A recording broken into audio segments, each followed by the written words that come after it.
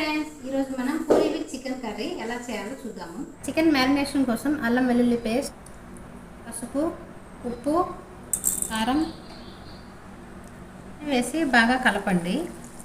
ఒక half an hour పాటు ఫ్రిడ్జ్లో ఉంచండి. మీకు ముక్క ఉడికిన తర్వాత చాలా సాఫ్ట్గా ఉంటుంది. చక్కారు, లవంగాలు, ఆనియన్స్, పచ్చిమిర్చి వేద్దామండి. ఆనియన్స్ త్వరగా ఫ్రై అవ్వడానికి కొంచెం ఉప్పు వేయండి. చికెన్ కలిపినప్పుడు ఆల్రెడీ కొంచెం ఉప్పు వేసాను. ఆనియన్స్ ఫ్రై అయిన తర్వాత మ్యారినేషన్ చేసిన చికెన్ వేసి సరిపడా కారం వేసి కలపండి. కొంచెం వాటర్ పోస్తున్నా అండి. ధనియా పౌడర్, కొత్తిమీర అండి, పచ్చిమిర్చి చిలుకలండి. చికెన్ కర్రీ రెడీ అయిపోయింది. పూరీ చేద్దాం. స్టవ్ ఆన్ చేసి ప్యాన్ పెట్టి ఆయిల్ పోస్తున్నా అండి.